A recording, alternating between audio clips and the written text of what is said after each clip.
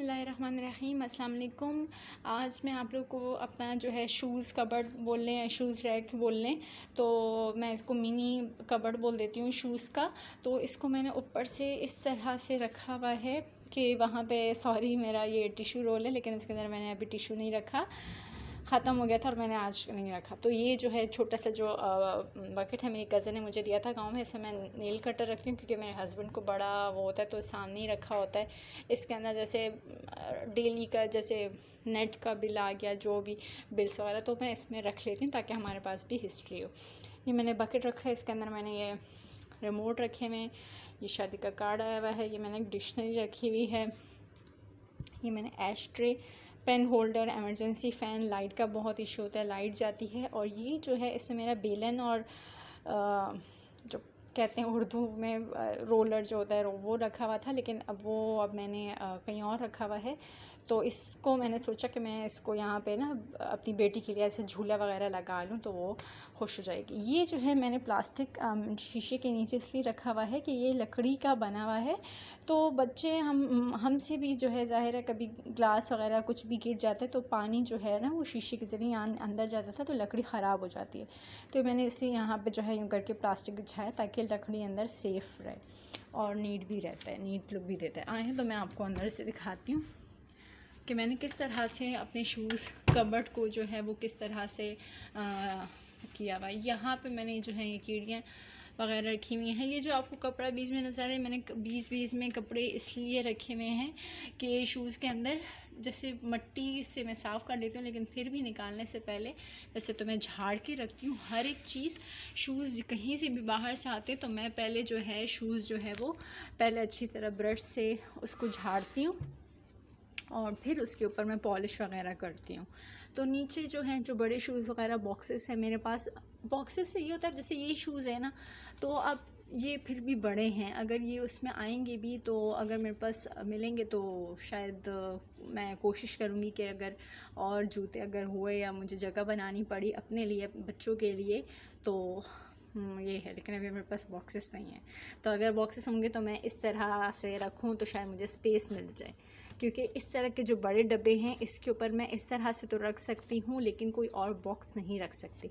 तो इसके अंदर भी मेरे हस्बैंड की ही शूज़ हैं सारे, और इसके ऊपर मैंने जो है इसके ऊपर कुछ भी नहीं है तो ये बॉक्स है, इसके अंदर भी शूज़ हैं। तो इसके अंदर मैंने इस तरह से जो स्लीपर्स हैं वो रखे हुए हैं, और ये मैंने इस तरह से बॉक्स रखा हुआ है। वो क्यों? क्योंकि फिर आगे जो है वो ये शूज़ इसके ऊपर नहीं आ सकते थे, ये भी बड़े हैं। और ये कपड़ा जो है ये भी मैंने शूज़ की डस्टिंग के लिए ही रखा हुआ है, जो इसके अंदर इस तरह से मैं रखती हूँ, इस तरह से मैं कपड़ा अंदर रख देती हूँ, देख रहे हैं ये, ठीक है। तो ये मैंने तकरीबन हर शूज़ में रखा होता है। देखिए इसमें भी आपको नज़र आ रहा होगा, इसके अंदर भी मैंने जो है ये कपड़ा रखा हुआ है। ये मैंने इसलिए रखा हुआ है ताकि पहले बंदा डस्ट कर ले, मिट्टी हटा ले, या कभी यहाँ पे भी अगर लग जाती है तो फ़ौरन उससे भी बंदा कर लेता है। ये जो है इस तरह के अगर हैं तो ये तो बहुत ये भी बड़ा कंफर्टेबल होता है। शूज़ भी इसमें ईज़िली हम लोग रख लेते हैं, और जो है और चप्पल स्लीपर्स वगैरह तो ये इसके अंदर इस तरह से। ये मैंने एक और स्लीपर यहाँ रखी हुई है, तो एक और स्लीपर यहाँ पे आ सकती है यहाँ पे, ठीक है।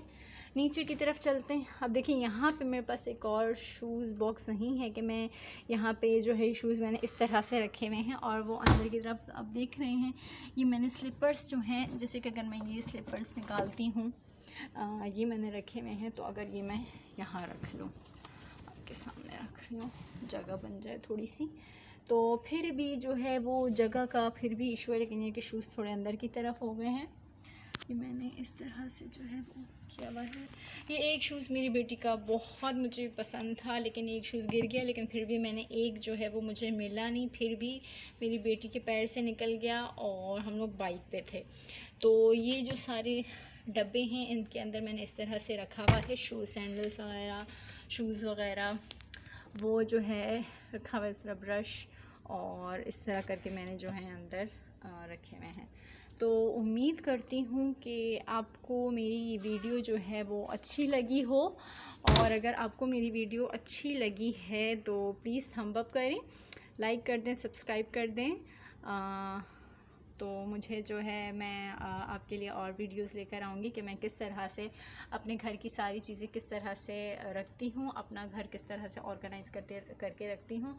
क्योंकि फ्रेंड्स, आप लोगों को मालूम है कि देखिए, चीज़ें जो हैं, अपनी चीज़ों का हमें ख़ुद ख्याल रखना चाहिए ना, और ख़ुद ख्याल रखना पड़ता है।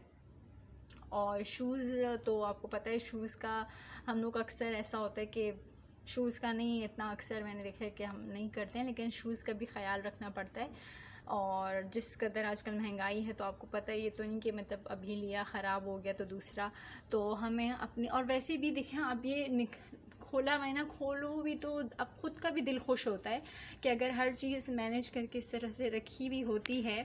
तो ये देखें, अगर मैं दूर से आपको इस तरह से दिखाऊं तो मेरे ख़्याल से मुझे तो पर्सनली अच्छा लगता है। और मैं फिर भी कभी जब मुझे और टाइम होता है, या कभी जैसे मुझे घर का और कोई काम नहीं होता है, तो मैं सोचती हूँ कि मैं इसको और किस तरह से जगह बनाऊँ, या और इसको कैसे बेटर तरीके से इसको ऑर्गेनाइज़ कर सकती हूँ। जैसे अब ये मेरे बेटे के शूज़ इस तरह से रखे हुए हैं, और मेरी बेटी का जो है शूज़ कुछ तो मैंने बॉक्सेस में बच्चों के अपने नीचे का जो पोर्शन है वो मैंने जो है वो रखा हुआ है। क्योंकि देखें, कभी अगर आपको कोई गिफ्ट भी देता है तो वो भी किसी ने बहुत प्यार से दिया होता है।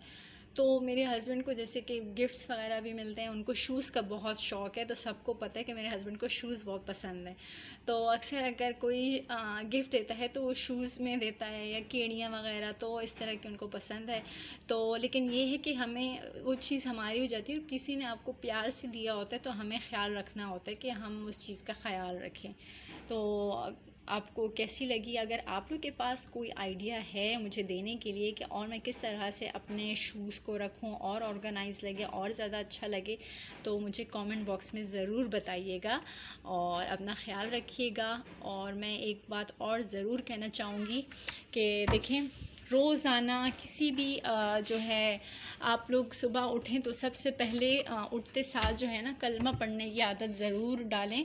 कहते हैं कि जब हम लोग कब्र में जब उठते हैं तो सबसे पहले हमारी आदत होगी ना कलमा पढ़ने की, तो हम लोग उठते साथ कलमा पढ़ेंगे। तो जैसे ही आप लोग सोएं तो भी कलमा पढ़ लिया करें, और उसकी फ़जीलत जो है आप अपने प्यारों को भी पहुंचा सकते हैं। और जो है आप लोग सोते वक्त भी कलमा पढ़ के सोया करें, और जो है सुबह उठ के भी कलमा पढ़ा करें।